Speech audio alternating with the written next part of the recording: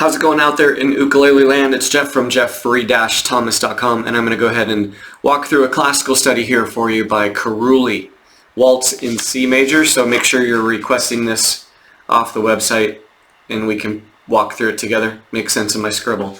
So we are in 3/4 for this waltz, and the right hand letter names are going to be thumb is P, first finger is I, middle finger is M, and your ring finger is A. You're not going to be using A, so most of everything is going to be just with P, I, and M. So let me go ahead and walk through this slow for you, and then we'll come back in and talk about some details. So ready, go.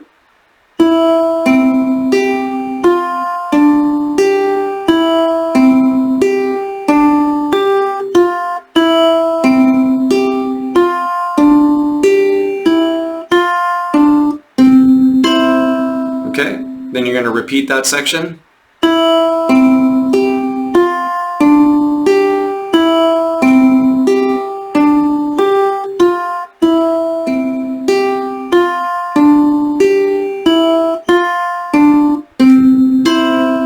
Okay, now we move to the next section. Ready? Pattern changes here.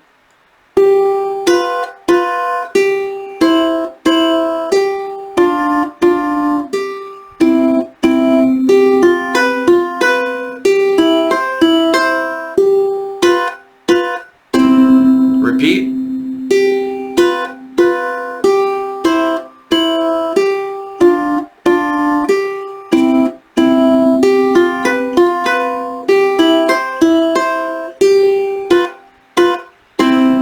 Okay, and then you move on, basically play through what you played through in the A section. So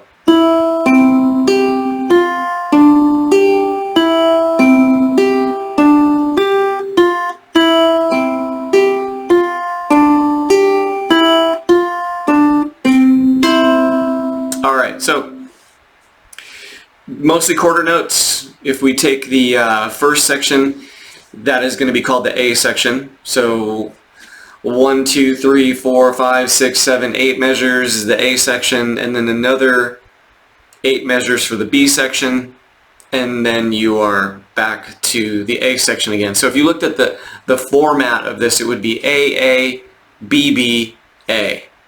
And it's a fun way to get started with finger picking for the ukulele. Obviously the fingers in the first measure are going to be M, I, P. Okay, once again that's M, I, P. And you're kind of just bouncing lightly. It's just called a free stroke. Right? You don't want to dig in too hard, just get a nice bounce on those notes. Then you're going to continue that pattern of MIP for the next measure, and then the next measure. Okay, then the fourth measure in, we go to single notes, and it's very important when you're playing classical studies or scale studies to alternate. So what's written here for this measure is I, M, I. Once again, that's I, and then M, and then I. Otherwise you'll go like, and just kind of follow all those single notes with the same finger, and that's just not the way classical goes. Then you move on. Last measure of the top line, going into the second line. Second measure, second line, we have the same thing. We've got single notes, and they need to be played with I, M, I. And then the third measure of the second line, right before where the repeat is your thumb on the third string, and then you pop the first and the second string with I and M. Okay? Then when you go into the B section, which is the fourth measure of the second line, pattern changes a little bit. We're doing some block chord. In the left hand are like 1 and 3 on those two notes. So then you just move your third finger up for the C chord. Last measure, second line. Same pattern, P and then I and M together. And then we're on the first measure of the third line. Second measure, third line. Hold on to your hat. Okay? Here we break the rhythm here. 1 and 2 and 3. Next measure, 1 and 2 and 3. So that's just going to be really